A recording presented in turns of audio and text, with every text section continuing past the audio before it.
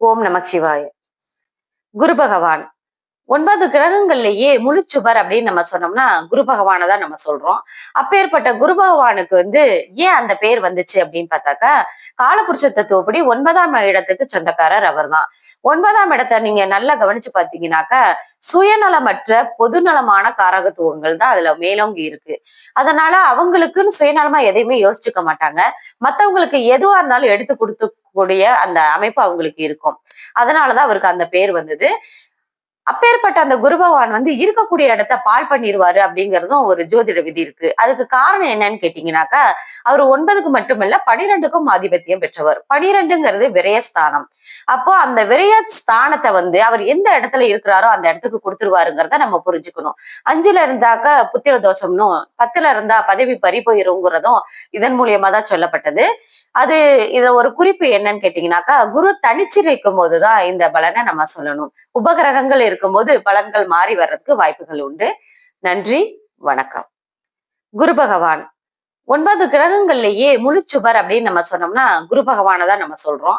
அப்பேற்பட்ட குரு பகவானுக்கு ஏன் அந்த பேர் வந்துச்சு அப்படின்னு பார்த்தாக்கா, காலபுருஷ தத்துவப்படி 9ஆம் இடத்துக்கு சொந்தக்காரர் அவர்தான்.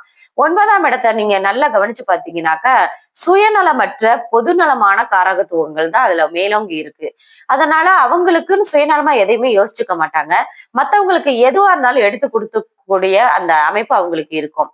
அதனாலதான் அவருக்கு அந்த பேர் வந்தது. அப்பேற்பட்ட அந்த குரு பகவான் இருக்கக்கூடிய இடத்த பாழ் பண்ணிருவாரு அப்படிங்கிறதும் ஒரு ஜோதிட விதி இருக்கு. அதுக்கு காரணம் என்னன்னு கேட்டீங்கன்னாக்கா, அவரு 9க்கு மட்டுமல்ல 12க்கும் ஆதிபத்தியம் பெற்றவர். 12ங்கிறது விரயஸ்தானம். அப்போ அந்த விரயஸ்தானத்த அவர் எந்த இடத்துல இருக்கிறாரோ அந்த இடத்துக்கு குடுத்துருவாருங்கிறத நம்ம புரிஞ்சுக்கணும். 5ல இருந்தாக்க புத்திர தோஷம்னும், 10ல இருந்தா பதவி பறி போயிருங்கிறதும் இதன் மூலியமா தான் சொல்லப்பட்டது. அது இதுல ஒரு குறிப்பு என்னன்னு கேட்டீங்கன்னாக்கா, குரு தனிச்சு நிற்கும் போதுதான் இந்த பலனை நம்ம சொல்லணும். உபகிரகங்கள் இருக்கும்போது பலன்கள் மாறி வர்றதுக்கு வாய்ப்புகள் உண்டு. நன்றி, வணக்கம்.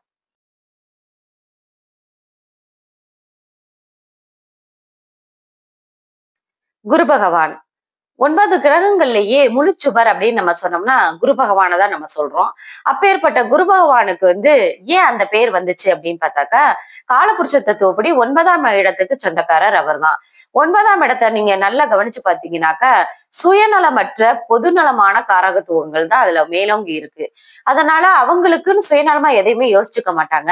மத்தவங்களுக்கு எதுவா இருந்தாலும் எடுத்து குடுக்கக்கூடிய அந்த அமைப்பு அவங்களுக்கு இருக்கும். அதனாலதான் அவருக்கு அந்த பேர் வந்தது. அப்பேற்பட்ட அந்த குரு பகவான் இருக்கக்கூடிய இடத்த பாழ் பண்ணிருவாரு அப்படிங்கிறதும் ஒரு ஜோதிட விதி இருக்கு. அதுக்கு காரணம் என்னன்னு கேட்டீங்கன்னாக்கா, அவரு 9க்கு மட்டுமல்ல 12க்கும் ஆதிபத்தியம் பெற்றவர். 12ங்கிறது விரயஸ்தானம். அப்போ அந்த விரயஸ்தானத்த அவர் எந்த இடத்துல இருக்கிறாரோ அந்த இடத்துக்கு குடுத்துருவாருங்கிறத நம்ம புரிஞ்சுக்கணும். 5ல இருந்தாக்க புத்திர தோஷம்னும், 10ல இருந்தா பதவி பறி போயிருங்கிறதும் இதன் மூலியமா தான் சொல்லப்பட்டது. அது இதுல ஒரு குறிப்பு என்னன்னு கேட்டீங்கன்னாக்கா, குரு தனிச்சு நிற்கும் போதுதான் இந்த பலனை நம்ம சொல்லணும். உபகிரகங்கள் இருக்கும்போது பலன்கள் மாறி வர்றதுக்கு வாய்ப்புகள் உண்டு. நன்றி, வணக்கம்.